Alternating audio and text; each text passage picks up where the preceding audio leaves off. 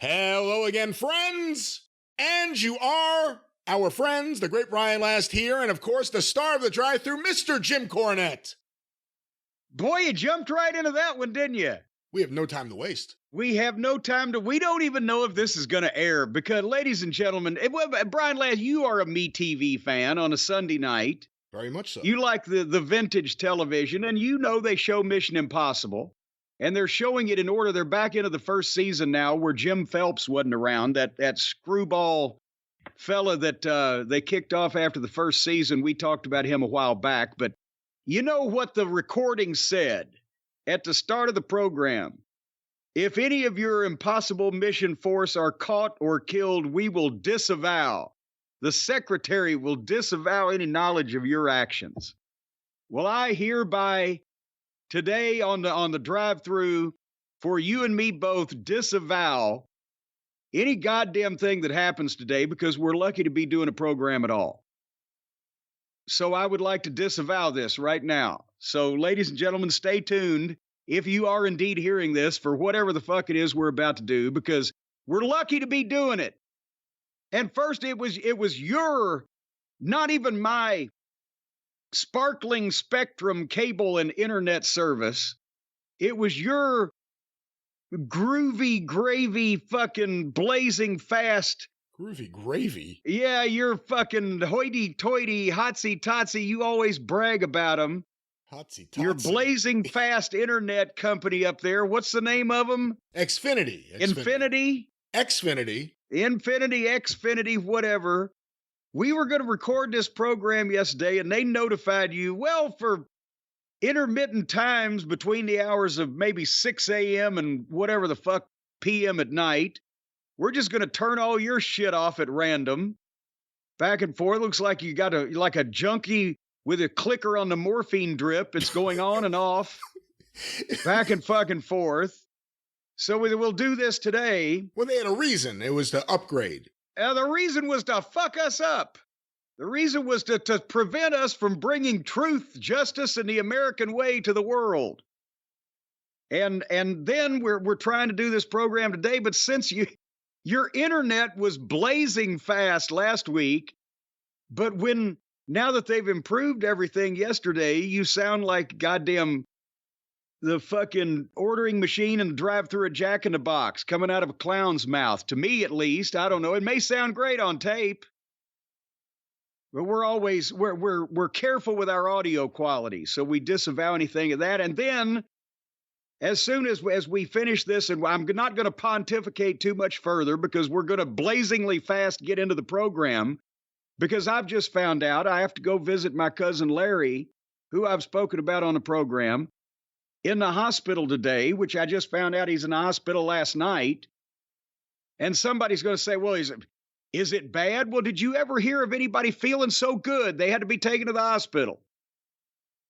So, and now I've got all kinds of my goddamn phobias jumping up and fucking fencing with each other in my stomach, because we have talked about the fact that I have been to a bare handful of funerals in my lifetime, right? I didn't know we were going there, but yeah, you've said that. Well, we've spoken about that. Well, another thing is we have not spoken about the fact that when do you hear me say, well, I visited so-and-so in the hospital? Never. Okay, well, you sounded like Kermit the Frog on that first never. I was trying to think there must be an example of compassionate Jim Cornette, but no, it's not there. Well, but here's the thing. Fortunately, I have very few blood relatives remaining and living in the world. So that doesn't happen too often. And most of the people that I know, Stacy's not been hospitalized, and everybody else I know is far away. Basically, since Mama Cornette passed away, I've been to visit somebody in a hospital twice in 20 years. And so because I do not process death well, so I prefer to just act like it doesn't exist, except when unfortunately we're reminded of it every once in a while here on a program. And also, think about this, because I've always been medical phobic, and I have been hurt a number of times, but I've never been sick. I mean, I've been sick, But I'm at sick. We're putting this motherfucker in a hospital. It's, touch or go whether he's getting out or not. And that shit scares the shit out of me.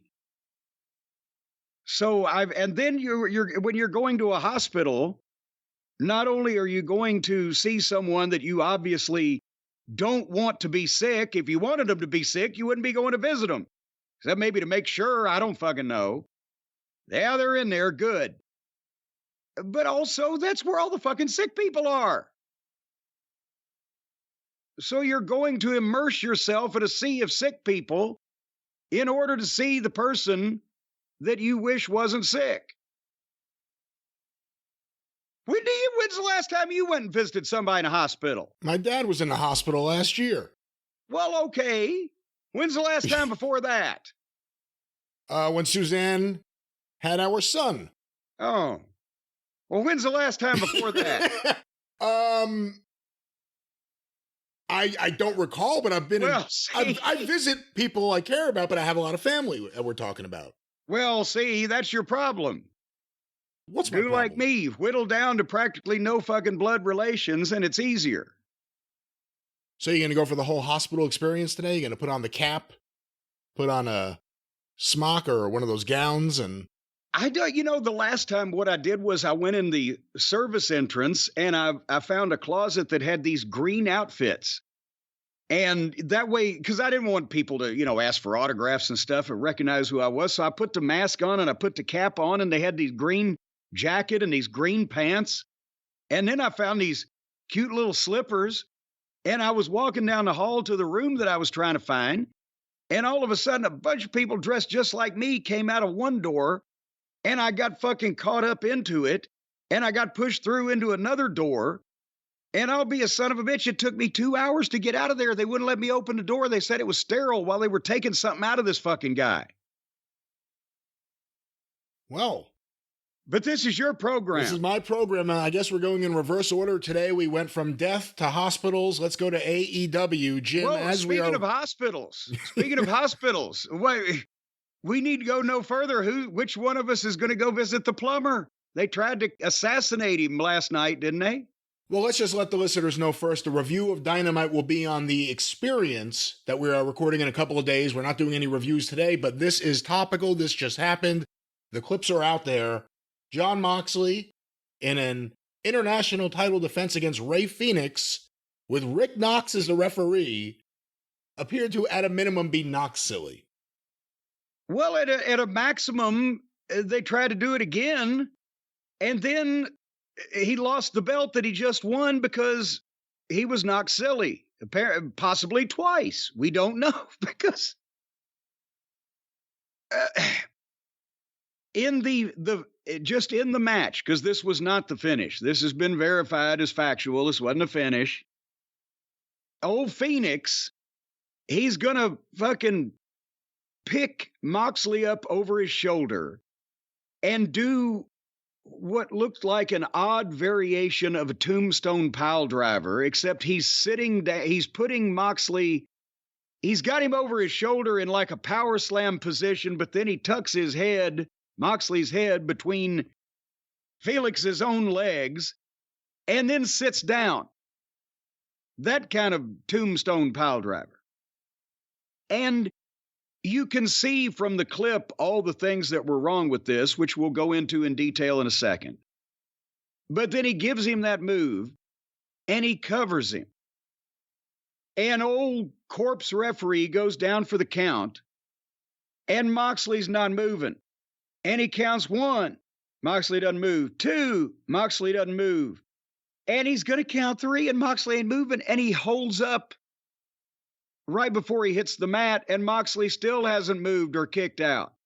The fans start booing because they obviously see what just happened. Yes, it was not only a close-up on camera on television, but in the arena, it was deathly obvious that this guy had not moved a muscle.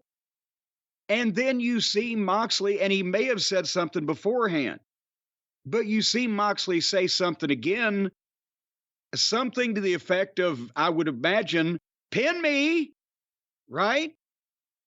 And then Felix, instead of The guy's laying there and he's obviously been hurt because he's willing to unplanned lose the international title that he just won 2 weeks ago or whatever because he can't get up or something's wrong.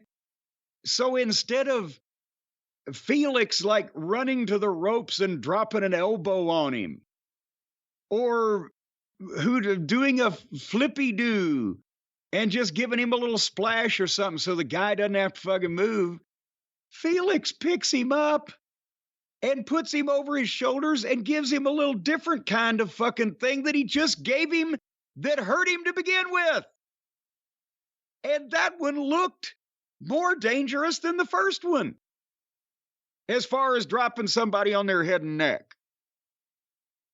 And then he covered him 1, 2, 3. And here's another thing. When Moxley told him, beat me, pin me, whatever he said, and Felix immediately gets up and starts pulling him up, Moxley went with it. Instead of saying, no, you fucking moron. What do you think I'm saying beat me for? I'm hurt. He went up with it as best he could and got dropped on his head again. This is the first time in history. Think about this. All the botches that I've seen, all the injuries that I've seen, either live or on tape, or all the wrestling I've watched, this is the first time where all 3 individuals involved were complete fucking idiots. I don't know how to explain what they were thinking. And you think Moxley deserves any blame for this, or is it just purely the other two? Okay. For the second one, he shouldn't have gone up? Fuck no. If you had dropped me on my head once to the point where I'm saying, fuck it, beat me, it's live TV, fuck the finish, pin me, I'm not kicking out, and this motherfucker goes to pick me up again, I said, fuck you. I'm paralyzed. Cover me. What the fuck? If you've gone that far already. But no, he's like, okay, I guess he's going to give me something else. I can't feel my feet, but you know. What about Rick Knox's role? Hey, okay, before we go into the pile driver mechanics, let's talk about the referee first. He's an idiot. We've mentioned that before, but in this case, referees in wrestling school are taught, count it like a shoot. There was a big brouhaha with Vince before he had lost many of his faculties, but I bet there probably still would be, but it was 20-some years ago.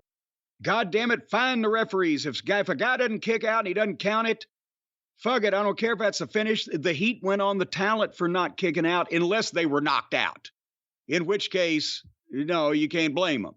But the referee not counting, you could blame. It's not just a Vince thing for all you Vince haters. Bill Watts. And he wasn't the only promoter in the territories. They didn't fine people in Memphis. They just fucking starved them out and ran them off if they didn't want you around. But Watts would fine. Eddie Graham would fine. Or the referee would just get fucking tongue lashed and not booked. If a guy didn't kick out and the referee held up, it exposed the business and instantly as a buzz-killing moment, which this was. People booed instantly. It always is. And referees are told in major and minor companies. In OVW, we said that this is not novel. Count it like a shoot. If the guy doesn't kick out, it's his fucking fault. But it was obvious Moxley was not moving. There was no late kick. There was no question, did he get his shoulder up? He didn't move a fucking muscle. And Knox just held up because he comes from the land of Lilliputian play wrestling where, that's not the finish, and I know that. So I'm going to tell however many thousand people and however many 100,000 people watching on television that wasn't the finish. Do you think referees should automatically know? I mean, is this something they're taught, that you should know what to do if the guy doesn't kick out? You just keep counting? It's not your job to stop counting unless they really kick out?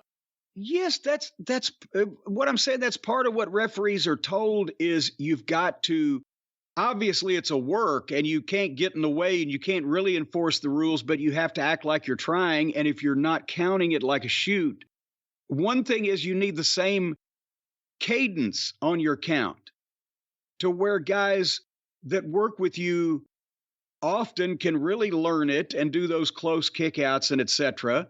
But at the same time, if you're working with a guy for the first time, unless it's called for a quick count in you finish, fast count him, 1, 2, 3, whatever the fuck, then referees need to have the same fucking cadence so that guys know when to kick, whether they've worked with them or not. But that means not fucking holding up if it's goddamn obvious this guy hasn't even started to move yet. And, not only should it be fairly obvious that something's wrong, but also if you do your job, the fucking heat goes on him. And why would Plumber Moxley, of all the professional individuals in the world, not kick out when he sells almost nothing anyway, and his new belt was on the line? And then the referee's just standing there slack-jawed with hands akimbo while the guy picks the guy up that's not kicking to begin with and drops him on his head again. Yeah. Go ahead. I'm sorry. No, I mean, I don't even know what to say. I mean, Rick Knox, it's something everyone said. Everyone who's not a pro wrestling gorilla devotee will say that Rick Knox is the worst referee they've ever seen. And it's because he's less of a referee than just like a prop. And at times, the prop is like a tree or just something that doesn't move. Just stand in the corner and put your hands on your head. That's what referees do. Well, and also it's so off-putting that he's so pale you can actually see his blood coursing through his veins. He looks like a fucking elementary school science project. But anyway, let's talk about the pile driver for a minute. Yeah. Because I've been pile driven by numerous people, right? Jerry Lawler being probably the most notable aficionado of the pile driver. And the first time I ever got pile driven was by Steve Kern, though. It was a spike pile driver with Stan and Steve on the concrete floor in the Mid-South Coliseum. And I was scared shitless. He explained to me how to do it. If the guy bends you over and puts your head between his thighs, put your hands on the side of his knees. Not only does it help you post up, but also you're making sure that when he picks you up, your head doesn't pop out from between his legs and he can't control you as easy. And also, if your hands are there on the sides of his legs, that way when you go down, you've got something to gauge things, push off of, etc., as we'll get to in a second. When you pick the guy up, the legs got to go straight up in the air, because if they're bent and hanging over forward, then your weight's not distributed as well as it could be. The guy can't control you or protect you properly. So the feet go straight up in the air.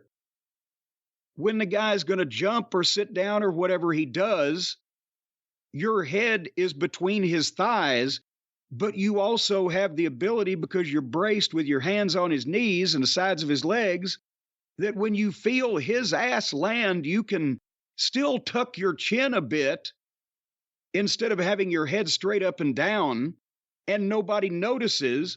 And then it helps you push off to get a little pop out of it.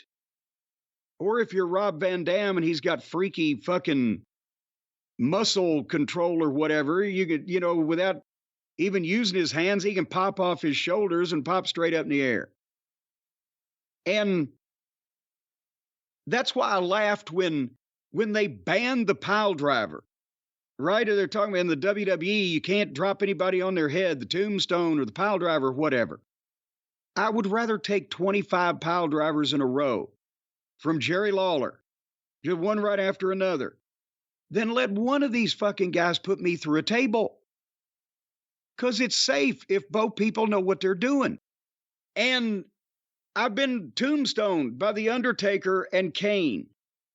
And same thing. When he picks you up, it's just in reverse. Your head's between his fucking thighs. And you can, because of the way that anatomy bends your bodies, as they drop to their knees, you don't have to be head fucking first. You can tuck a little bit to take the brunt off, but with his motion, you can't fucking tell. And I know a lot of these goofy 150-pound gymnasts like take it on top of their head because they trust a guy to hold them. Well, fine, that's fine for you. But again, I'd rather take 25 tombstones from the Undertaker in a row than have one of these fuckers dive over the top rope onto me on the floor, whether I was laying there, standing there, or in any goddamn position in between. Because it's safer. How about like Paul Orndorff? He would jump in the air. And he was a fucking strong guy, and he had the technique, and his thigh muscles were massive, and your head never fucking touched. And he never hurt anybody. And it looked like it killed. That's the idea. It's supposed to look like it hurts you, but not. So, and it was some of the, because this piledriven sit down over the shoulder tombstone variation that old Felix was giving Moxley, you've seen, like, wasn't it Rikishi? Because I know some of the Samoan boys have done that, the over the shoulder, and they would drop to a sitting position suddenly. Yeah, I know what you're talking about. Scott Steiner used to do the same thing, where their thighs were so big that it could cushion your head. If you go back, the shoulder was landing, the head was nowhere near the mat because of the big fucking legs. And with Scotty, it was a little closer than with Rikishi. But the violent motion of the downward and then the stop is what created the illusion. But what this fucking guy, Felix's thighs probably aren't any bigger around than mine. And his legs were spread. So Moxley's head went straight through. And it looked like, because Felix might have thought because he had his left hand, I believe, cupping Moxley's back of his head, he may have thought, well, I've got him tucked. Well, it was just still propelling him downward. He went through in between old Felix's legs because they were spread outward and and there wasn't a lot of cushion there anyway. And the guy's so short that Moxley, his upper body is taller than most of the lucha guys that I would imagine that Felix works with anyway. So his head was going to be closer when he was over the guy's shoulder and going head first straight down. And I don't know why in the world, after he dropped him like that the first time, that Moxley would want to take any variation of another one. Well, and if he was concussed and wasn't fully aware of what was happening, maybe, I mean, I'm not saying this happened, but you could see maybe he called for the finish again. They don't realize that he's concussed. Is that the only possible? Or was there no, you wouldn't call for that finish again. He would say, pin me or beat me, or no, if you hit somebody in the head with a fucking frying pan, they're going to say, do it again. No, maybe was there a language barrier? I don't know. But if he's saying, beat me or pin me or whatever, that doesn't mean pick me up and hurt me again. I'm just, oh my God. So the form on this thing was way off on the execution by Felix. And I don't know what was going on with Moxley. Okay, let me get up on your shoulders so you can fucking break it this time. My neck's only fucking traumatized. I don't know what the fuck was going on. Help me get my vacation. Help me get my vacation. I want to go to St. Martin. And Knox apparently needs to see somebody glued to the goddamn canvas screaming, help me, get me up, before he'll count 3. He is the worst. I mean, it's comical how, like, inept he is at every function of being a referee. Every tag match, you see him and he enforces nothing. He stands there, like, confused. But that's from seeing that, I can't honestly find any individual involved in this thing without some kind of fault. And like I said, as a referee, Knox would have been fined by numerous promoters over the years for a blatant count hold up like that when there was no effort to kick out. And then obviously when the guy's saying, pin me, beat me, whatever he's fucking communicating, that he's standing there while a guy picks him up again. And Felix, Jesus Christ, if I'm wrestling for a championship that I'm not supposed to win, and I do something to the champion and he indicates beat me, I'm not going to pick him up and even take a chance on hurting him again. Am I? Am I an insane person? Listen, I have no idea how all that broke down. Every outcome is ridiculous, though. But then they said that Moxley, they thought he had a concussion in the back, but apparently he was okay, but they took Adam Cole to the hospital. Yeah. Because he jumped off the ramp to do a run-in and hurt his ankle. So, again, the luck of fools that this guy gets dropped on his head by a maniac twice, and he's okay, but Adam Cole jumps off the fucking entrance ramp. Oh, we got to cart him off in a meat wagon. What the fuck is going on over there? And the man who did that to Moxley is also the man we saw have his arm snapped in half on live TV on this show. Right. It's all injuries everywhere. He's back for revenge, folks. All injury wrestling. You take my arm, I take Moxley's head. Boy, that used to be the way that guys, if they didn't know each other, when they were wrestling each other for the first time and the heels and the baby faces were in separate locker rooms, when the bell rang and they came out to the middle of the ring, the heel would introduce himself. He'd say, "Hi, I'm Wild Bull Curry. Take my head." And the guy would get a headlock. Now, if you said, "Take my head," they'd really take it. And they might not give it back. Well, we'll, I'm sure, have more to say about this when Jim actually gets to review the match. Ray Phoenix and Jon Moxley at AEW Grand Slam. Maybe I've been dropped on my head a few times. Do you think it'll ruin my enjoyment of the match to know the finish already? No, I think you need to see the road to get there. The intricate story they told in this match to get to the concussion/beheading that happened at the end of the match. I guarantee you he had already kicked out of 5 things that looked way more serious. Yeah. And, yeah. Yeah. We'll have more to say about that on The Experience. And also on The Experience, I know we said we were going to have it on the drive-thru today, but we are doing a compact episode today. So Cast Media update, Cast Media, Colin Thompson, who owes us a lot of money, Podcast One, Live One, all that, on The Experience as well. But Jim... stock prices ain't looking too good. Well, let's just do that real quick. As we are recording, Podcast One, Courtside Group Incorporated, $2.15. And the parent company, Live One, is at $1.02. Oh, God.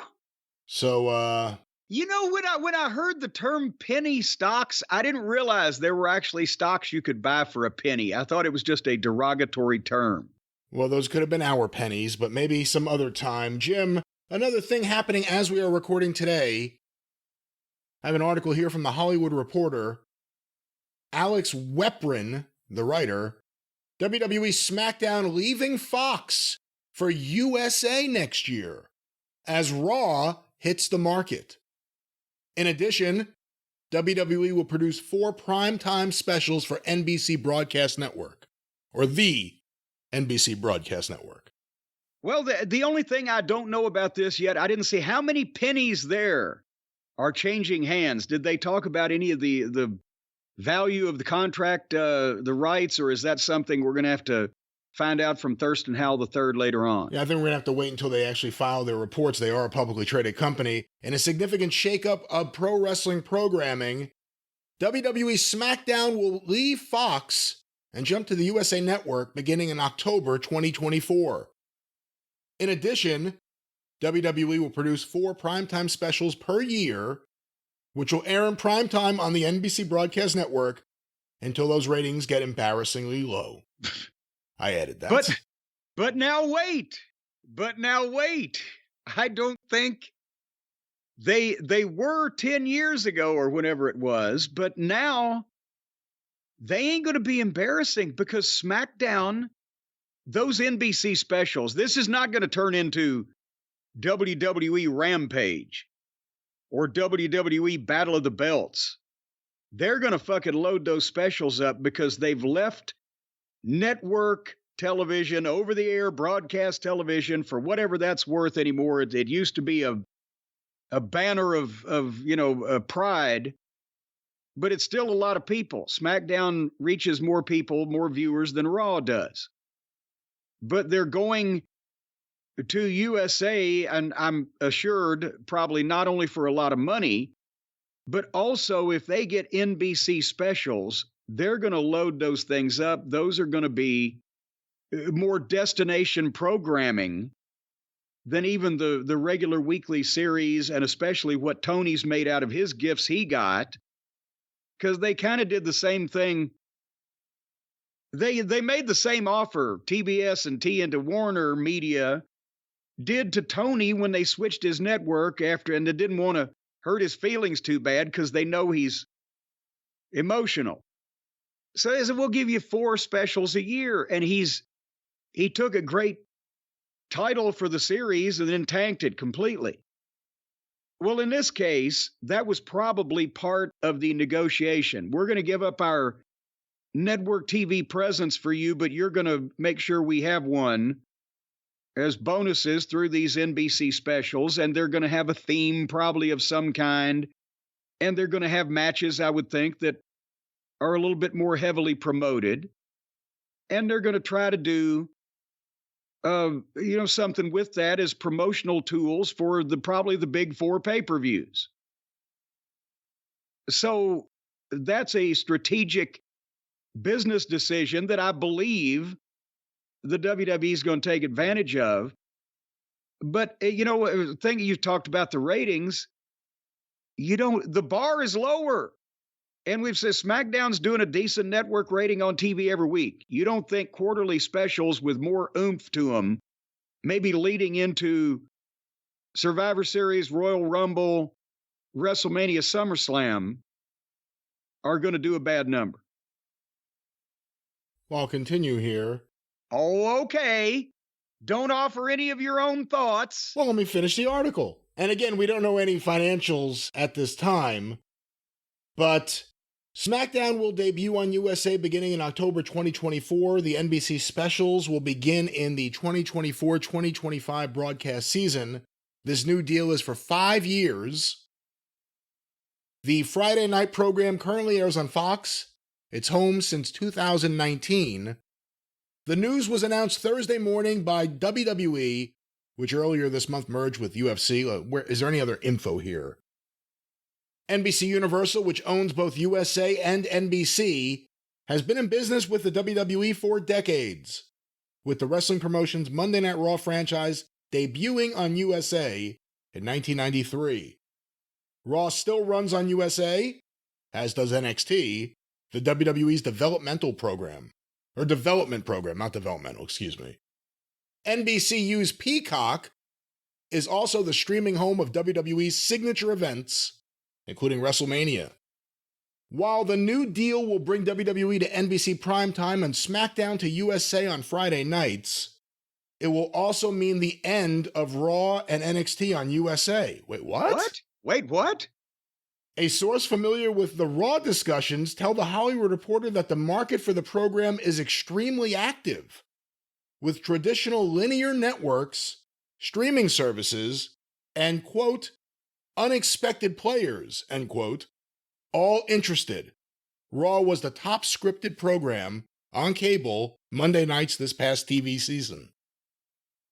I'll read that key one again. Yes. While the new deal will bring WWE to NBC primetime and SmackDown to USA on Friday nights, it will also mean the end of Raw and NXT on USA. Whoa! So they buried the lead there, didn't they?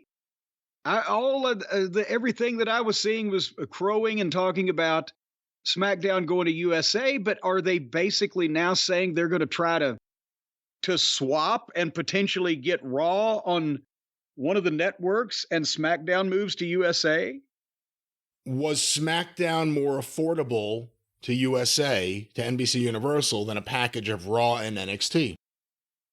Well, that would make sense because 2 hours of television instead of 5 hours of television. Yeah, that's true. I didn't even think about that aspect of it, but that is a very good point. The 5 hours of TV, 3 of Raw and 2 of NXT versus 2 of SmackDown with 90 minutes of commercials. So apparently, maybe they think they can get more money from somebody else for Raw and NXT than they can from USA and just giving them SmackDown. Amazon. Oh, come on. They can't deliver the goddamn tape of the show to everybody's house every Monday. That would get burdensome. No, I'm talking about they'll go purely streaming. I'm fucking with you. Amazon. The only Amazon I see is the truck that pulls up in my driveway. What do you think of the idea of one of these signature shows like a Raw going to a fully streaming model? I don't think they might ought to have one show that's only streaming that people will watch just to establish a base there, but I don't think they need to give up USA and Fox Network for USA and anything streaming right now for mainstream exposure, their merchandising, the whole 9 yards. That would be a leap right now, would it not? Even if somebody was going to pay them same money, on the theory that, well, a bunch of people will come over here and start watching, rather than there's already a bunch of people over there watching. All those are questions that are open-ended for you. Yeah, it's fascinating, the idea. They talk about that they've been with USA, they've been with NBC, they have this big relationship, and then they're getting the primetime specials, and I don't think Saturday night's main events, the last few times they did them on NBC, or maybe even a tribute to the troops, I forget what exactly it was. Like nothing was special. It just felt like they were pre-taped throwaway kind of shows, and I don't think they'll do that this time around. Well, we shall see. Where Raw and NXT end up is going to be very interesting. On that topic, real quick, Jim, I had recently sent you some NXT ratings the last few weeks because I thought it was really interesting the story that's telling. They're catching up to AEW. They're doing it with WWE talent on the NXT show. But once again, they're catching up to AEW. Have you any thoughts about the NXT ratings? Yeah, well, they're not really just catching up. They're pretty much there. Not only for a couple times have they been over 800,000, which is the range that AEW is in on Wednesdays, but also didn't I see that there was a million viewer quarter for, was it Becky Lynch? And they've gotten a ton of traction from Dominic Mysterio being on the program because he's hot off the main show. And remember we said this when it first went on the air, and I'm surprised it took them this long. And maybe it was because, Vince wanted to fuck with it at one point and then they got distracted.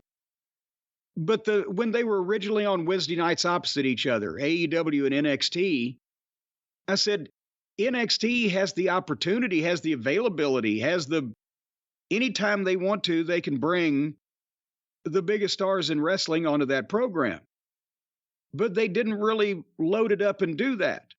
And then at that point, was that the point where Vince went crazy and gutted everything when Helmsley had the heart attack and they made it a goddamn Nickelodeon TV show with the bright colors and stripped the talent?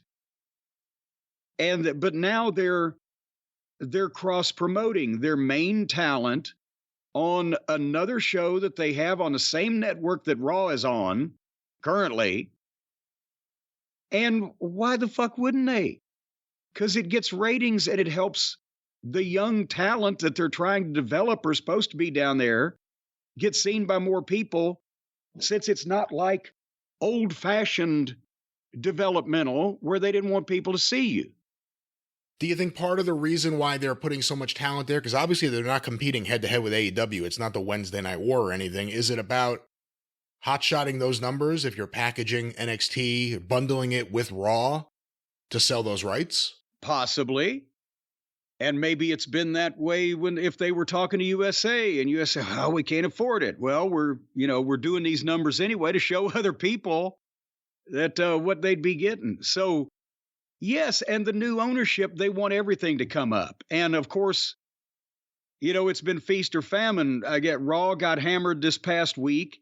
the lowest rated Raw in history, or non-holiday Raw, or maybe ever Raw. But they were hammered by these big football games. But the previous Friday night, they did almost 3 million people for The Rock's quarter. So did USA maybe think if we'd rather pay more for the goddamn Friday night show because the Monday night gets hammered by football? Who knows? Only Thurston Howell III will be able to figure this out. Does this hurt, though, in the long run, if this is going to mean that you permanently have to have some elements of a brand split because you have different entities that own rights to different programs of yours, and they're going to want their own talent, they're going to each want top stars, no matter who has the rights to those shows. They want top people. They may not want to share it with the other network. Well, but they've been doing it, right? If they're top enough, if you can't tell me that if I'm got a WWE program on my network and I get a chance to have Roman Reigns or John Cena or The Rock, but they're on the other program, on the other network, yeah, I'll take them. The other network might not want to get. You can't have that kind of exclusivity. If something big for WrestleMania is coming up, you're seeing people on both programs. But the idea is to get the numbers of each individual program as a whole with whatever stars are on it up to where that the network's happy for the money they're paying, I would think. So, it might be an all hands on deck intermingling in the WWE universe, as they say. Well, Jim, before we move completely on from WWE Universe talk, as we are recording some news coming in, last week we heard about people laid off in the office. This week it is hitting the roster. This morning, the following names have been released. Ooh, I thought they weren't doing talent releases just all of a quick sudden. Aaliyah, Rick Boogs, Elias, Riddick Moss, Top Dollar, Shelton Benjamin. Oh, come on. Emma, Mustafa Ali, and that's everyone I'm seeing here. I'm trying to see if there's any other names that I missed. That's everyone I have so far as of this point, but I think these people maybe said it publicly, so that's why it's out. But well, they made a mistake with Riddick Moss, but they could say that about every gimmick they gave him and every way they used him.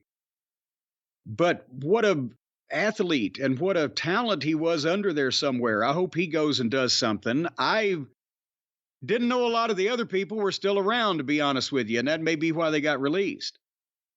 So I don't think there's tons of shockers there, are there? Shelton Benjamin's interesting because they just started doing something with him again. Well, but that's been stop and start. And Shelton, again, is a guy that if he wants to still wrestle and he wants to, do something, he still can athletically, and he'd be better off somewhere else that would appreciate him better, because I don't know, why they wouldn't do anything with him over the last several times we've seen him, but they weren't. Actually, I have a tweet here from Shelton Benjamin.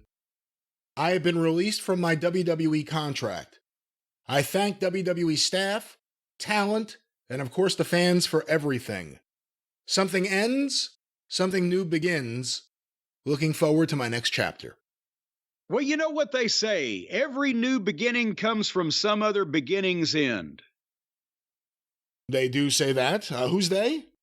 Well, a lot of those people say that. They all over the place. All right, well. They and them. We will see what happens. Them people are saying it. Are you hoping Top Dollar ends up anywhere?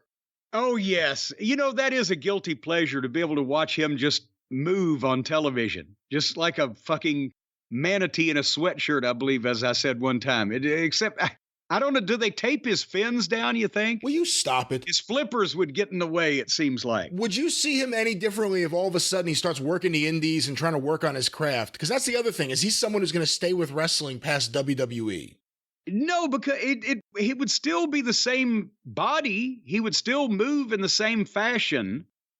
He would still be uncoordinated and visually unappealing and amusing at the same time. He's kind of like if Jack Pfeffer had his own Bad Leroy Brown. It would kind of be Top Dollar.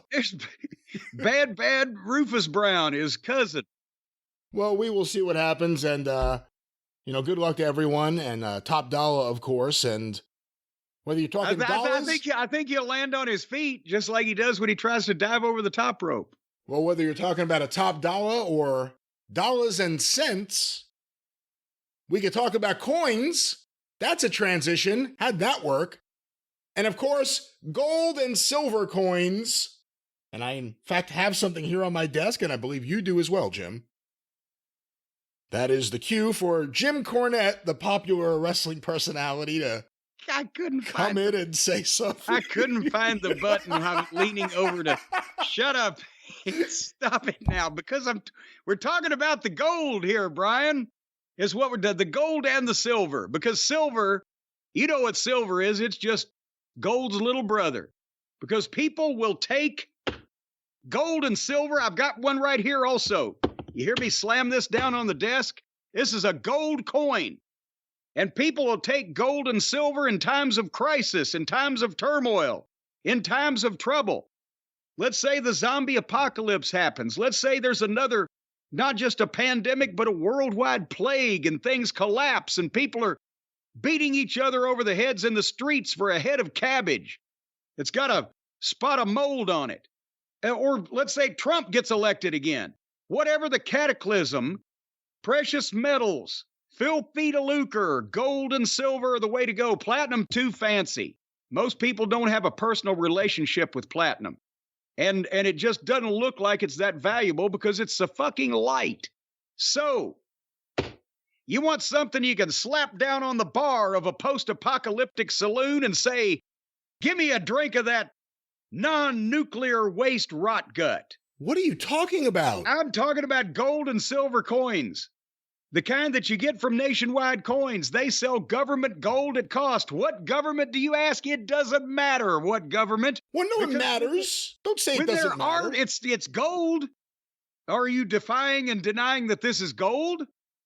Then it doesn't matter, because when there are no governments, when people are literally foraging for fucking root vegetables in wastelands that have been burnt by napalm, gold and silver are still going to be worth something. And you're going to be able to take that. And as we've mentioned, you're not even going to be able to just buy stuff with it to feed you and your family as you roam across the fucking plains looking for shelter. But also, because it's heavy, you'll be able to, with your bag of gold or silver coins, beat robbers over the head with it. And that's why you go to Nationwide Coins, because things are uncertain these days.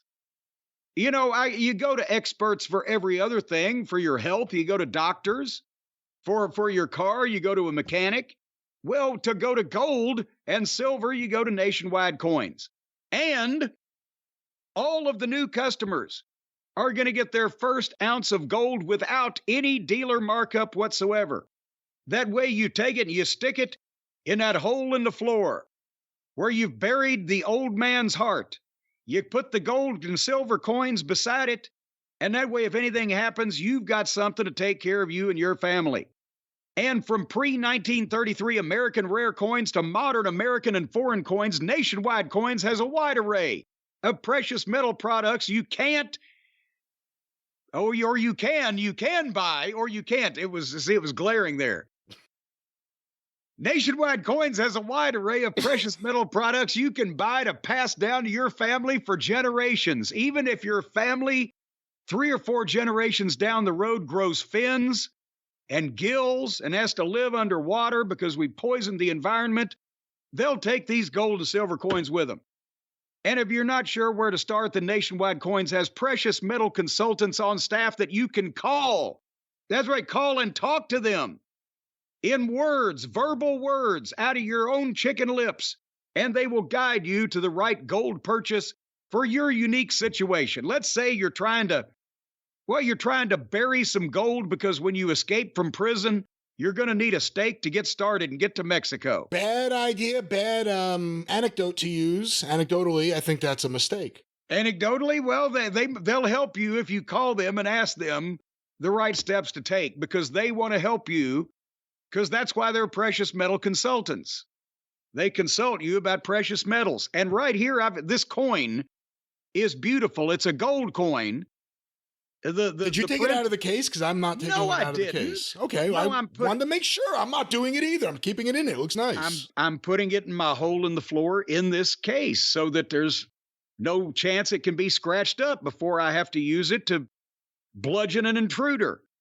But it's got the standing liberty. It's a replica kind of the old United States gold coins, but it's a half ounce, I believe it says right here, 1/2 ounce fine gold. It's a $25 gold coin with the standing liberty. Of course, it's worth more than $25, but the standing liberty on the front. It's Lady Liberty before the Statue of Liberty owned the copyright. Yes, because she's saluting and she's got a little hitch in her get along there. One of her feet's kicking up. I think she's marching. What does she have, a tree branch? I don't know. I haven't got I haven't got my glasses with me. It's really nice. Like if you twist it into the light. It could be a bouquet of flowers. It looks nice. Oh my God, it shines because it's gold. And you know what shines better than gold? Gold. That's right, Jim. And of course, it's little brother, silver. Yes, and a golden girl knows when he kissed her. It's the kiss of death from Mr. Goldfinger. Wow, wow, wow.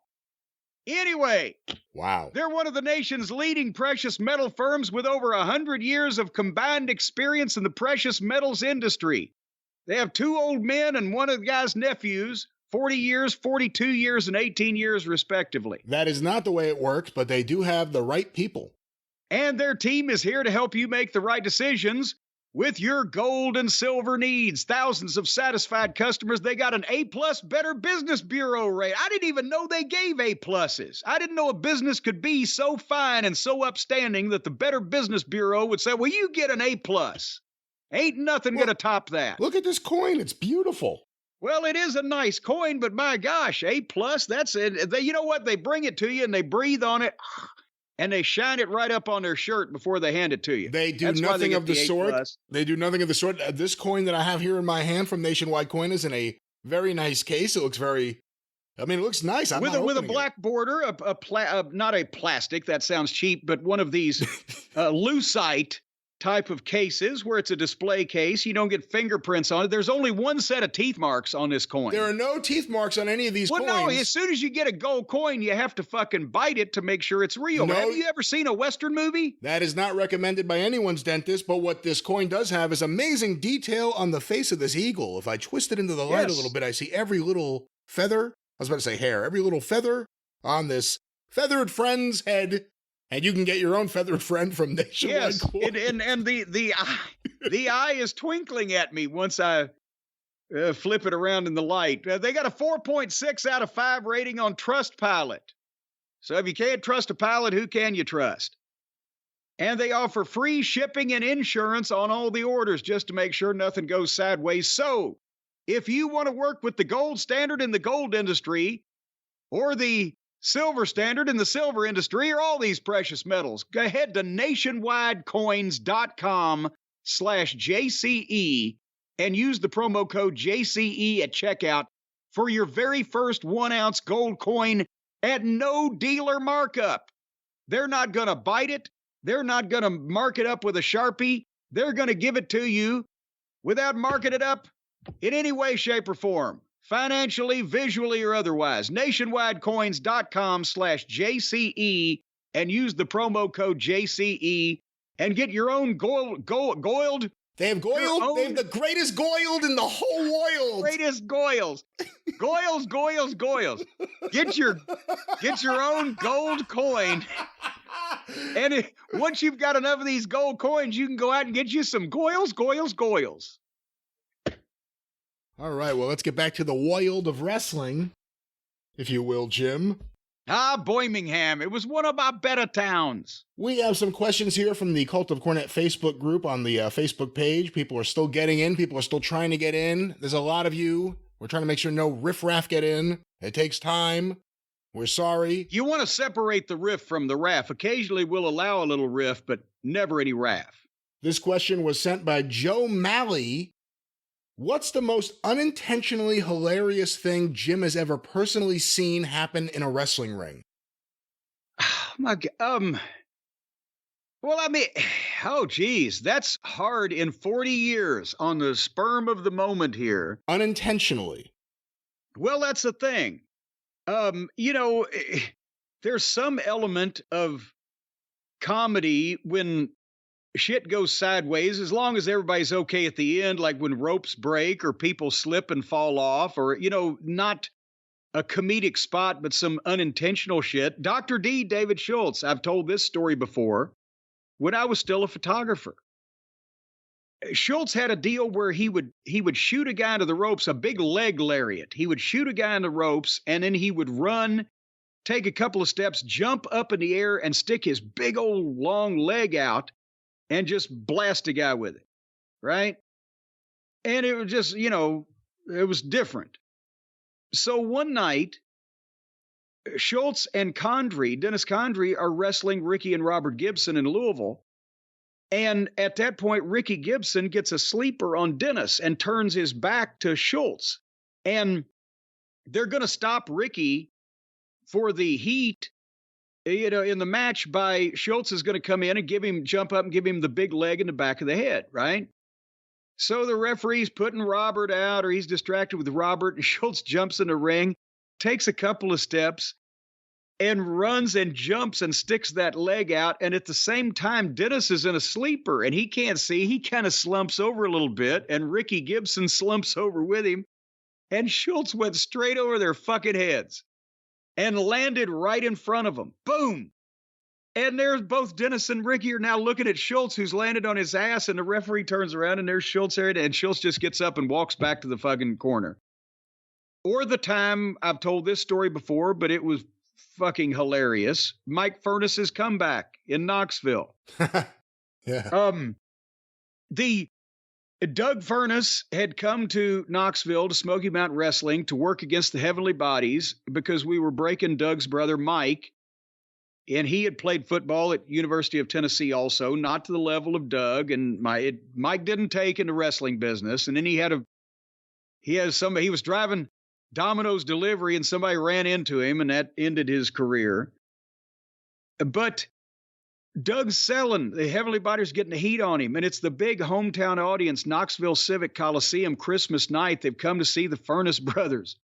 And so we're building Mike up to get the big hot tag and make the comeback on the Heavenly Bodies. And finally, as Doug gets over there and gets the tag, Mike jumps into the ring and runs toward Tom Pritchard and leaps into the air with a flying clothesline, and clotheslines Tom, who takes a big bump. And Mike lands on the mat, and his momentum makes him keep rolling, and he rolls right on out of the ring underneath the bottom rope on the other side to the fucking floor before he can stop. And the people went, yeah! and then their Jimmy came into the ring to take a clothesline or something, and he watched the guy fly right out of the fucking, he turns around, what do I do? And then Mike is scrambling because it's like, you don't want people to know you fell, and he scrambled back in there and continued on with it. They took all the bumps, but it was a guy, just boom. That was, you had to be there, but that was one of the funnier things shit happens like that. I mean, there's countless things. That's why to say the most absolutely hilarious, unintentional thing is kind of difficult. You know, there are things that were funny in a moment. When I think back on them, they become funnier and funnier. When we went to Louisville in '95 for the Smoky Mountain vs. USWA show, the night kayfabe died in Louisville. But when we were there, I think, was it you and Hildebrand against Randy Hales and Frank Morrell? And Frank Morrell. And the losers had to kiss the winner's feet? Yes. Because Frank Morrell got on the mic, and I believe the way he said it, it was just so ridiculous. He goes, "I'm not happy with this foot and kiss."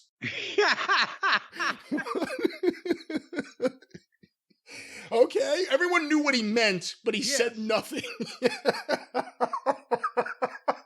I'm not happy with this kissing foot type of thing. I'm not happy with this foot and kiss. Well, that's like what they say the other day. I'm glad you opened your ass. Well, I mean, imagine the people that were there that night when Dick Murdoch, the classic story, he's supposed to get drop kicked in the back by the fucking babyface, take a bump over the top rope, and he turns around and gives the people the big, and somebody throws a cup of fucking ice and hits him in between the shoulder blades, and he takes a bump over the top rope for it. Imagine being in the audience for that. You'd have to fucking laugh.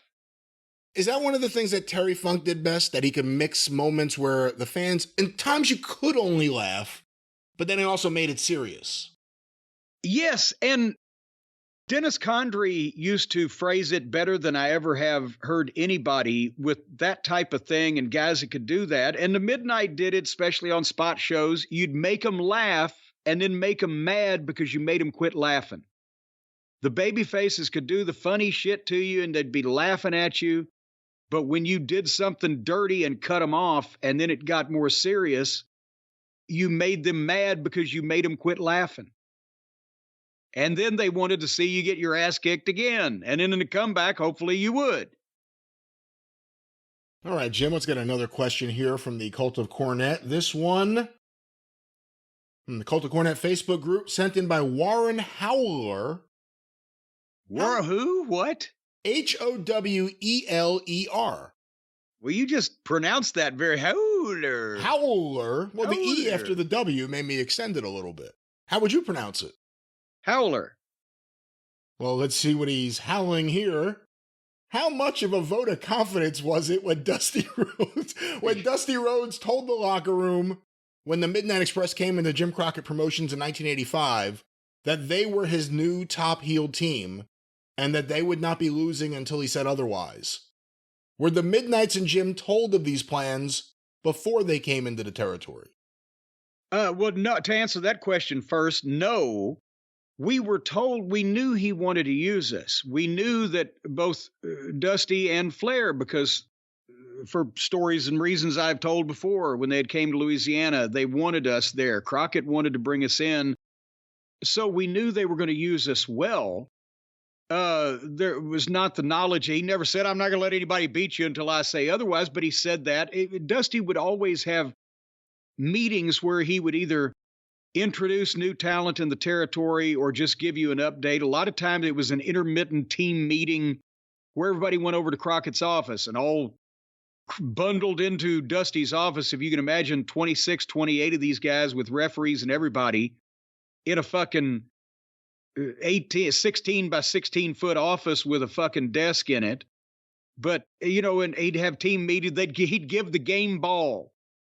There was an Italian restaurant all the boys liked in Charlotte. And if during the week or two before his team meeting, if somebody had really, outperformed their normal output or done something to distinguish themselves, he'd give them a $50, which at the time was dinner for two, $50 certificate to the Italian restaurant. So when he said that in the Omni that night, no, seriously. It's just funny the way you put it. The game ball. You had a good week. Here's a $50 gift certificate to the Italian restaurant. Yeah, Ricchio's, I think is what it was. But anyway, when he'd have these meetings and he brought the Midnight in and he said, these guys are going to be my new top heel team and they ain't going to be doing no jobs. Nobody's beating them. We're going to give them a push, that type of thing. That was a tremendous vote of confidence to answer the first question. But he didn't tell us that beforehand. We didn't. Dusty, are we going to have to do any jobs? No, we're just Dusty. We're coming to you, baby. Make us some money. Were you fully comfortable going to work for Dusty before you got there? Just because obviously that must be a scary thing and you just come out of this experience in Dallas where you need a relationship with the booker. You need the booker to believe in you. You need to feel comfortable with the booker. Did you know it was going to be like that with Dusty or what did you think? Well, yes. Again, we weren't completely sure, but here's the thing. When in Louisiana, yes, Dundee was the booker. He knew us. Watts was behind us, so we had full confidence. We did great. Then we go to Dallas, mainly because Watts wanted us to go there so that we would be accessible to make dates. We've told that story. But we'd never met Ken Mantell before we showed up that day. And we didn't know. I mean, there was a couple of underneath guys at the time in Dallas that had just come over from Louisiana, but we didn't know any of the talent there and had never worked with, might Dennis have been in Georgia at one point if, Gino had stopped by or whatever, but really no relationships. And it was the Von Erich boys, Gino and not Gino and Tully, but Gino and Chris Adams, and whoever Gary Hart was managing had those guys tied up.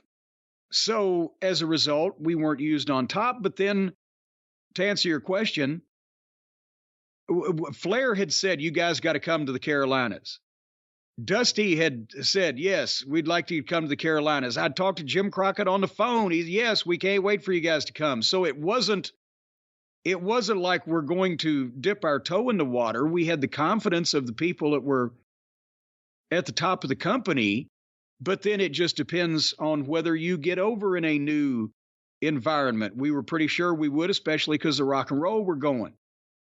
But mainly we decided to make the move, not only financially, because we knew we could make as much or more working for Crockett, even in the middle of the card at that point in time, as we were making in Dallas. We'd make longer miles and more dates for it. But also they had just gotten TBS. We'd not only be on Crockett's syndication, we would be on TBS, which was, World Class was syndicated and a lot of people were seeing us. That's where we first started being seen outside the Mid-South territory. But TBS was the national wrestling program of record at that point in time. And we knew that if we could do what we'd been doing previously, especially in Louisiana, on TBS and in a territory like the Carolinas with the talent they had, that we would make a fucking fortune. And we did. All right, Jim. Well, this next question, once again from the Cult of Cornette Facebook group, was sent in by Paul Stanley. Paul Shanley would love to hear your thoughts on this on the next podcast. Recently attended the Undertaker's One Dead Man show here in Glasgow, Scotland. In the Q&A part of the show, he was asked who from any company that is currently wrestling would he have liked to have faced in the ring. The answer he gave was MJF. Huh. Talked him up as a future star and loves the fact that he's solid in the ring and lives his gimmick. Also, took a shot at AEW, referring to them as a second-rate company, which MJF needs to hurry up and leave. Curious to know what you both think of this and how you think MJF versus The Undertaker as a feud would have gone. Well, my God, first of all, for people getting their panties up in a bunch about second-rate to The Undertaker especially, don't you think that's what it is? Because, again, the WWE, he's been there since it was WWF, has made him millions and millions of dollars. It is a whatever, $7, $8, $9 billion part of a $20 billion conglomerate. And it's been seen around the world for the past 40 years. And then the other guys, the big news is usually when somebody gets choked out or fired in the locker room. So yes, for The Undertaker, especially of anybody, everything else is a second-rate company. And he sees the talent in MJF. And I know a lot of people are, well, MJF and The Undertaker is in his prime Undertaker. 100-pound weight difference, foot and height, whatever the case. Who did Undertaker have some of his most memorable matches with at two different points in his career in main events of pay-per-views and WrestleManias? Shawn Michaels. And Shawn Michaels is probably about 4 inches taller than MJF, but I don't know, did Shawn Michaels ever look as bulky as MJF's upper body does these days? Well, he tried to bulk up when he went solo in 92, but then he slimmed down, not that he wasn't on the shit, because then he got really tight right before he flaked out and left. He got really tight, but what I mean. Didn't sound right from you. Well, ask Vince about that. I'm talking about the way he looked on TV. But so the point is, the size would be the issue. You've got MJF as again, in the WWE, I see MJF as the modern version of Roddy Piper, the heel, the straw that stirs the drink, the heel that stirs everybody up, that is a shit disturber and the verbal linguist, and eventually he has to meet the dead man, and that's where you would get the Michaels and Undertaker vibe because of the size difference and because of the fact that you've got a smart ass fucking pretty boy kind of type against The Undertaker. And those matches would be off the charts because, yes, Michaels was a once-in-a-lifetime performer in the ring. He could only dream on his best day that he could do the promo that MJF can do in his sleep. But MJF has not proven himself yet to be a generational in-ring worker, but he could do all the shit that would be needed to be done to have a classic match with The Undertaker, in my opinion. All right. Well, our next question, Jim, sent on Facebook from the Cult of Cornette Facebook group by Taylor Benjamin. Why does Jim think Kansas City isn't a big wrestling city anymore? We haven't had a pay-per-view, or PLE, since Money in the Bank 2010. And that's the end of that question. And that is.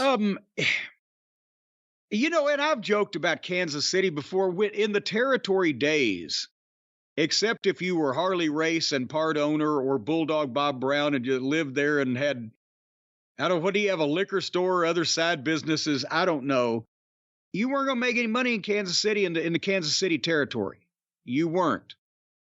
When 1983, when Memphis was doing big business, but there was too many of us.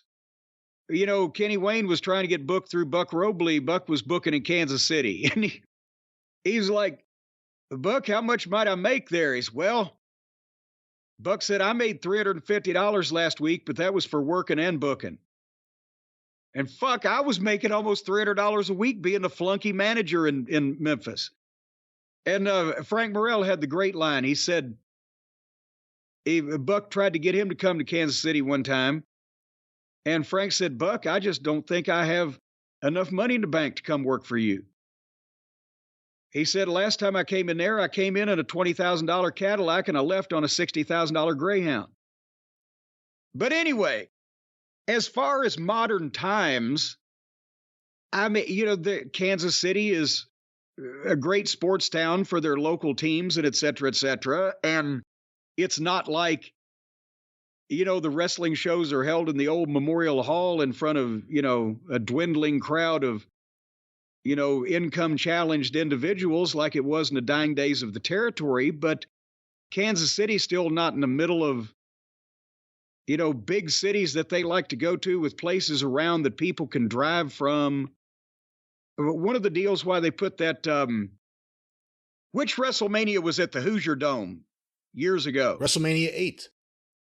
Okay, well, they put WrestleMania 8 in the Hoosier Dome because Indianapolis, you could drive from Cincinnati, you could drive from Louisville, you could drive from Detroit, you could drive, it was like a central location.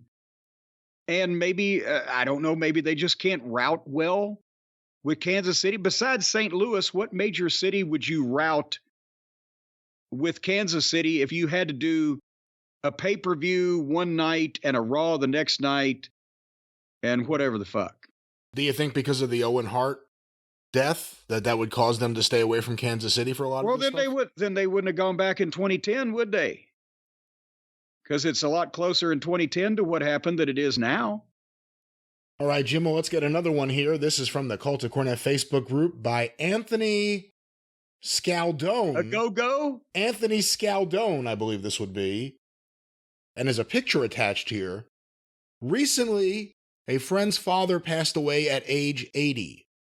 As my friend and his brothers were growing up and discovering wrestling, their dad told them that when he was in Catholic high school, in the 1950s, Killer Kowalski made an appearance and spoke to his class about pro wrestling. After his dad passed, my friend was sorting through his old photos. Oh, no. And found this gem. It is Killer Kowalski hanging with the class. And there's a priest also there in the middle. I believe it would be a priest. This sparked a memory of mine, too. When my dad was in a similar Catholic school, he told me that Vern Gagne made an appearance and handed out autograph photos. My dad never liked wrestling and gave his photo to a nun that wasn't there that day. Anyway, Vern was big with the nuns. Anyway, I was wondering why this seemed to be a common practice back in the old days. Was this how wrestlers promoted shows, by getting the kids excited? And they would ask their parents to take them? Was this to recruit athletes? Thanks, love the shows. Well, I mean, again, wrestlers going to talk to kids at a school is obviously not a new thing, but it's not outrageous. I mean, there was a time in the territory days when the promoters wanted, and I don't know when Killer Kowalski might have been the top babyface. Maybe that was when he went on the vegetarian and religious sabbatical from wrestling or whatever. I think this is before then because, based on the way he looks and how, like his face and his hair. How giant he is. He's still big, thick. And he's got hair. He still has hair. Yeah.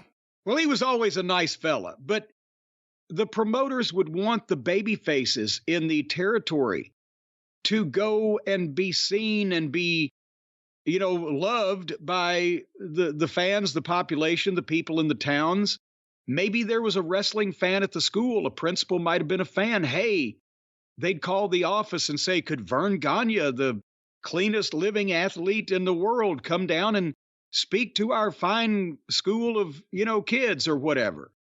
And occasionally, or maybe because Vern was so hooked up with, the community shit because he was the owner, that he might have had a friend that was running the school. But I mean, all those things, you would see hospital visits that usually there'd be pictures, or, assemblies of schools, they'd speak, or they would be at the local ball games. Another good example is the Boys Ranch that, Eddie Graham brought it to Florida because Dory Sr. and Cal Farley in Amarillo had done the Boys Ranch thing, where that was a home for underprivileged or at risk or troubled kids that they would try to straighten them out, teach them trades or whatever.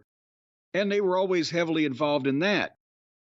It's the same thing now on not really a local level, but John Cena doing all the Make-A-Wishes. Or, you see the WWE talent when they're in a town, often going to visit some kid in a hospital or some local charitable function. It's the same thing. It's just, it's not territory by territory anymore. It's the national stars. But that's not unusual. Well, it would have been unusual if, like, Don Fargo had been asked to go talk to the kids at school. But it wasn't something you as a promoter for, like, Smoky Mountain Wrestling saw as a priority. Like, we need someone to set up appearances for the wrestlers at schools. Well, we were trying to get them appearances at the spot shows at the, at the schools. And yeah, if you book a spot show, we can send somebody by to speak to, and we did. If we had a show in a school and it was close enough to where the guys were going by that day, or close enough to the home base of the weekend, where they would go over and appear and talk to them every so often. But, that was to help drum up interest in that particular town. It wasn't like we had bigger fish to fry before we could just worry about, hey, go out and spread goodwill and cheer across the community. All right, well, maybe you didn't want to spread cheer throughout the community, but one thing that would make the community more cheerful would be if everyone in the community had a box of awesome delivered right to them. Well, you know what? I did. You hear that? What is that? That is my latest box of awesome. I waited to take this thing because I wanted to share this with you, Brian. You and I are real close. We're so close, sometimes I'm coming out the other side of you. We're good friends. We're very good friends. We're good friends. And I wanted to share this with you because good friends share good times with each other. And, you give me a good time, and then later on I'll give you a good time. Well, that's no, the way it works. That's not the way it works, but I am curious. What did you get with your box of awesome here? Well, I'll open it up and I'll tell you, because... Do you have a box cutter or anything? Well, I've already cut the top of it. Oh. But I didn't open everything else. But on the top of the box... So we're starting with a lie. That's what you're saying. Well, what? I'm opening the box now. I've cut it open, but I'm opening the flaps now, and I'm taking out the stuff that's still sealed in the interior boxes. Okay. And this is what's in my box I got from the Rustic Bakery, and they are located in Petaluma, California, 94954, I'll have you know, rusticbakery.com. They have sent me a box of olive oil organic sourdough flatbread bites. And I have a feeling and they're non-GMO verified and USDA organic. And I have a feeling I'm not going to get to eat these because if sourdough is involved, because of its relationship to the golden state of California. Stacy often appropriates these things for me, but this is, and it looks, they've got a picture of it. You're using these sourdough flatbread bites with this lovely looking creamy dip. But the dip is not in the box. You got to get your own dip. What were you talking about? The relationship with people from California and sourdough? Sourdough bread's the biggest thing in San Francisco. What's the matter with you, boy? Ain't you got no book learning? I thought crime was the biggest thing in San Francisco. No, it's sourdough bread and then crime. People keep robbing people's car to steal the sourdough bread? Yes, that's what they're breaking in for. It's so goddamn good. She used to work at Bodine's, the big sourdough place down there. Their dough's so fucking sour, you'll be puckered for weeks. But anyway, from the Rustic Bakery in Petaluma, and then here is something. I'll tell you, I'm having to lean over here to get in this box of awesome. Here is something. I got my own brown nosing kit right here. Wait a minute, I'm sorry, correction, to scratch that. It's a bourbon nosing kit. I misread it. I don't have my glasses on. But you know, Brian, your nose needs to be trained to find the nuances in bourbon. And we're the kings, the overlords down here, the center of the market of the bourbon industry here in Kentucky. So you got to nose your bourbon. And what this does, as a matter of fact, you open up this box, and it's got a quote from Mark Twain, who also went by the name Samuel Clemens, from what I've heard. Well, the other way around, but yeah. Well, sometimes he went by it.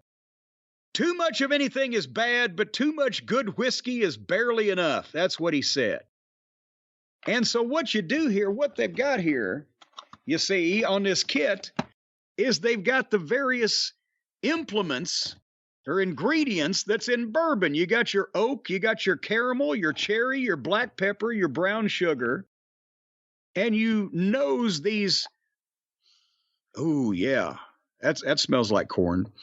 You nose these things so that you can identify. What are you talking about? Now, here's the thing of oak. See, it's got chips of. See, that smells like oak. And that way I want to do this. That scent. It's not fair that you're doing this. I want to do this too. Hold on. This one is. Hold on. Black pepper here. Can't get to. That's going to make All right. Well, you'll be sneezing all over these amazing products that are sent to you. Well, wait a minute. Now, hold on. That's not all. You get all kinds of stuff in a box of awesome. That's why it's awesome. Let me put this down here by the side here. I feel like I'm Johnny Carson doing a bit on the desk. Now, always a big box inside the box. Hold on. Open it. Don't wrestle it. What are you doing? Well, also, see, I can nose my bourbon and get the nose for the bourbon while I'm eating the olive oil organic sourdough flatbread bites. And then as I open this box here, and the flap in there's some foam. It's very well wrapped. And it's a brick of styrofoam. Oh, and inside, son of a gun, 2 bourbon tasting glasses and a glass stirrer. Hear that? You're going to break something. Can you stop? From Maison Farine. Maison Farine. I don't know if that's a person from France or a company. What are you, farting? What is going on over there? I picked up the box.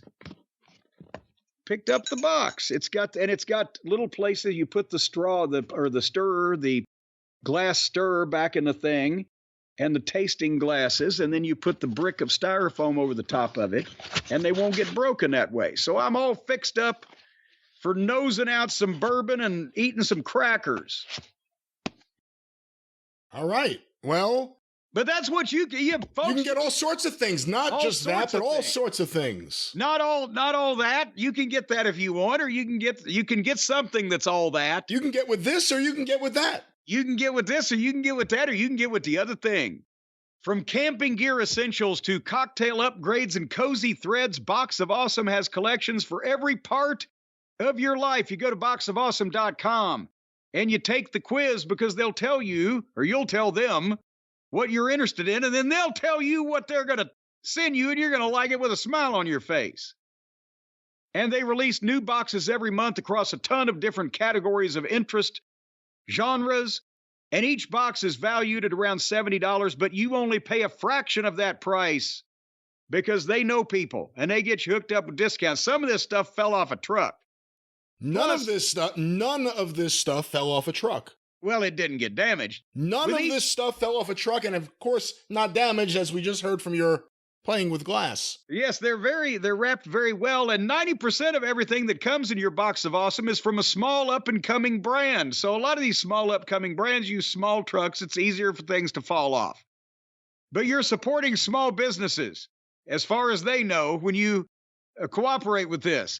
It's free to sign up. You can skip a month, cancel anytime. Right now, get 20% off your first monthly box when you sign up at boxofawesome.com and enter the code DRIVE, D-R-I-V-E, at checkout. Boxofawesome.com, the code DRIVE, 20% off your first box, wrapped well, filled with fun items that you can eat or drink with or potentially, I don't know, butcher things with. They got knives. If you want to cut somebody. No, if you want to cut through some sourdough bread, or you want to cut somebody off your Christmas list by buying them a knife set or whatever. That's right. That's what I was trying to say. Boxofawesome.com. The code is DRIVE. That doesn't even make sense. You're going to cut them off your Christmas list by giving Cross them off, cut them off, whatever you cross. See, I just take scissors and cut people's names off the list when I've got their gift. You go down? I mean, otherwise it would be kind of a mess if you're not going down. Well, it does at some point look like a magazine page that a ransom note has been written out of, but... Box of Awesome, ladies and gentlemen. Code DRIVE. Code DRIVE. Check them out. We certainly like their products. Jim, more news as we are recording. Oh, boy. Sean Ross Sapp of Fightful.com has reported on Twitter. Fightful has learned former World Heavyweight Champion Dolph Ziggler has been released by WWE. Oh! Well, I mean, again, that's not unexpected, probably because of the way that they have used him or not used him over the past while. Remember, even, a few years ago, we were saying, boy, Dolph's a great worker, and we know he's going to get beat, and they never do anything with him. So... Again, if he wants, his brother hangs out with the Cucamonga kids, doesn't he? So maybe if he wants to continue wrestling, I'm sure Tony would be glad to write him a large check because he's a former WWE champion. Or he can do the stand-up comedy thing. I don't think he's going to be hurting for money, but again, it's ridiculous when you think about it that they have to release a talent as good as he is in the ring, but it indicates how they've used him for the past several years, that he's not worth more to them, even though he's that good that they want to keep him. So it might be the best thing that he goes somewhere and does something else if he wants to, and learns a new hold, gets a new look, or just is appreciated better. Is that the hard thing, though? Because we've seen a lot of guys come into AEW. I mean, if you look at AEW now, it's filled up a lot of guys that were not pushed to their level. A lot of people thought in WWE, they ended up there. Dolph's been there longer than all of them. I mean, he must have been there as Dolph Ziggler, at least 13 years, 12 years? I mean, it's a long time. Oh, yeah. Well, he was in OVW in 2005. Yeah, so there you go. So he wasn't Dolph Ziggler yet then. It was a little bit after that. No, they had to ruin everybody's career with the Spirit Squad first, and then he changed his name and got out of it. But I don't know if it would be advantageous to AEW or him if he just showed up on AEW TV with just a different name and, like you said, same haircut or anything else. Japan may be a better option for something like that if he still wanted to do stuff in wrestling, although the style may be a little physical. But here's the thing. I don't know that he is that committed at this point to wrestling when he's had a pretty good spot for 20 years or whatever, that he wants to go to Japan and get dropped on his head or beat up by those fucking guys just for the love of the game and, whatever level of money they're paying these days. If somebody's going to pay him six figures to work part-time in his native country, I would assume he'll probably look at that. but I don't know that he's going to go off chasing international commitments just because he needs to. Well, Jim, another question from the Cult of Cornette Facebook group. This one was sent over by Sohail Nandwani. Oh, sure it was. I live in Chattanooga, Tennessee, and became... Oh, sure you do. I live in Chattanooga... I guarantee you no goddamn body in Chattanooga, Tennessee can produce that man's name. Well, let me go back to his question. Or pronounce it either. Produce it. Pronounce it. I can't even pronounce produce or pronounce. I don't know where this man was produced, but once again, I live in Chattanooga, Tennessee, and became good friends with Pat Rose. Oh. He lives a little south of here in Georgia. I know Pat can't pronounce that name. We shared some beers, and I got to hear some hilarious stories of Jim driving in the territories. Any fun stories you can remember of Pat, I know it would mean a lot to him. Well, no, Pat Rose there is a picture that circulates every once in a while on Twitter of the Mid-South Wrestling heel crew in 1984. There's me and Bobby and Dennis, Nikolai Volkov, Crusher Khrushchev, Buddy Landell, and Pat Rose with the mustache is as I recall, kneeling down in front of us at one point, and Jerry Gray may have been in that too. And Pat was he was from the Chattanooga area, as the guy said, and he broke in the late 70s, really under the last couple years of Nick Goulas, and he was a very good worker. He was vertically challenged. He wasn't as tall as he needed to be back then for people to go, oh, but he was bulky and he was strong and he was a good worker. And when not only when Dundee was booking in 84 in Louisiana, they brought him in, but also he had been down there when we did the Georgia summer thing in 83 because he was local and had worked for the Georgia Wrestling Superstars group that I was involved in. So we knew him from there. Just a great guy. And he did a hilarious Pigman impersonation. When you were riding down the road with him, he would take his fucking finger and put it up on the end of his nose and bend his nose up and talk. I can't do it. But he would talk like a pig if a pig was speaking English. And it was fucking hilarious. And he was generally talking about either one of the fans in Louisiana or one of the local promoters, one or the other. But it was it was hilarious, as I said. And besides being Pigman, he could also we used to stop a lot of times at remember the Sizzler? The Sizzler Steakhouse, that chain? Yeah, of course. They had all you can eat. Well, they didn't have all you can eat steak. They had steak and all you can eat fried shrimp back in 1984 in those days. And there was one on the way to New Orleans. And we would leave early enough. Me, Bobby, Dennis, Pat Rose would come. A lot of time, Carl Fergie, Buddy Landell, whoever the fuck, we would converge on this Sizzler and eat them out of the fucking fried shrimp. So he had a capacity for that also. Pat does a big time fishing show and has for years now down on the radio in Chattanooga and is a well thought of fishing expert down there. But great fucking guy. All right. You never think of fishing as being a radio sport, but there it is. Well, he talks about the fishing. And it's better for radio, not only because he has the perfect face for radio, but that way you can't see when he holds up pictures of fish he's caught and he tells lies, you can't see how much he's lying. All right, well, I don't know about any of that, but there's Pat Rose here on the show. Jim, a couple quick questions, and then we'll get out of here. Songs return next week. Theme songs return soon, because a couple of these songs are definitely ready to be themes. Jim, this question from the Cult of Cornette Facebook group by Marcus Rose. Who would Jim rather manage in his prime? Gunther or FTR? Wait a minute, is that my prime or their prime? Your prime. Okay. You want to leave the house, I think that kind of prime. Yes. Boy, you know what? See, that's the thing is, I could say, well, FTR because I naturally fit better with tag teams. I had more experience. It was a synergistic relationship, and it would have been fun. But at the same time, I kind of did well with monsters too, whether it be Yokozuna or Vader or Big Bubba. And I like that kind of thing. And I'm not saying Gunther is a monster like a Vader, but a big single wrestler, physically dominating and intimidating that you can, make people scared of. And that not only is actually in the WWE, but pretty much everywhere was a better spot than a tag team, even though the midnight rock and roll angle caused us to be used in more main events than most tag teams, even in the NWA. But the big top spot would have been wrestling Flair or wrestling the WWF champion or wrestling the area singles guy.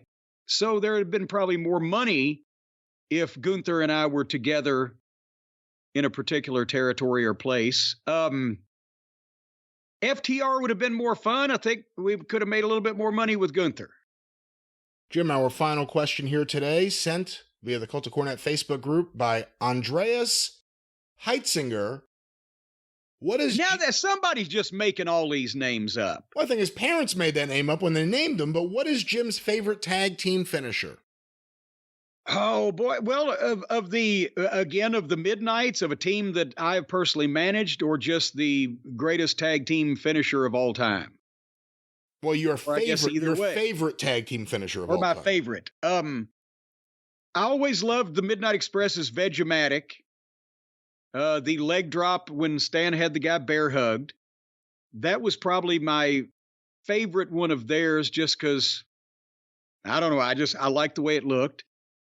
But, you can't, I mean, my favorite being terms of the most successful, the Rock and Roll Express's double drop kick was fantastic. But if you're talking about awe-inspiring moves, when the Road Warriors first started doing the Doomsday Device, that was goddamn impressive. Slater and Orton had a number of great tag team, double team moves that when we were first getting together with the Midnight, I tried to steal a few. The drop toe hold elbow, for its simplicity. You could pop it in out of anywhere. I don't know. I'm being faced with this on a completely cold basis. What am I overlooking, Brian? Any WWF tag team from the 80s. Well, I mean, again, the Road Warriors, they did the Road Warriors, Demolition. Demolition did the Hart Foundation did the bear hug clothesline, but Demolition did something similar as well, did they not? Axe would put you over his knee. Oh, no, Smash would put you over his knee, and then Axe would come off with an elbow drop. Yes, that's right. Well, that one was a good one, too. Tully and Arn, they had a few. Spike pile driver. You know what? The Fantastics, some of the shit, like the goddamn deal they did where Bobby climbed to the top and Tommy was in front of him, and they would grab hands and Bobby would leap forward in a flying cannonball and Tommy would propel him. That was neat. All right. Well, that's what the expert in tag team wrestling had to say about this topic. How about the team of balls that I've got in my hand right now for that question? Well, there's a team of balls in Jim's hand right now, but that will be the final question here today. Again, I got to go to the hospital, apparently. A shorter episode of the Drive Thru. We will return to full-size length next week, and you'll hear more about Stephen P. New on this weekend's experience when we talk about Cast Media. That's right. There was a little shrinkage on this episode because of the cold water. Well, I don't know about that, but again, you could follow Jim on Twitter at @TheJimCornette. You can follow me at Great Brian Last. Listen to the Wrestling News 605 Super Podcast. Patreon.com/Cornette. $5 a month gets you access to the archive. The official Jim Cornette YouTube channel. Just go to YouTube and search for Jim Cornette. Full episodes, clips of episodes, omnibus collections, all with the very popular Travis Heckel artwork. Don't forget about Cornette's collectibles at JimCornette.com, where you can get all that JimCornette.com kind of stuff. And of course, we'll be back. The Drive Thru is brought to you by the law office of Stephen P. New, 888-692-8084. Get even with Stephen. And we will be back in a few days on The Experience. But until next week on the Drive Thru, for Jim Cornette, I'm the Great Brian Last. Tally-ho!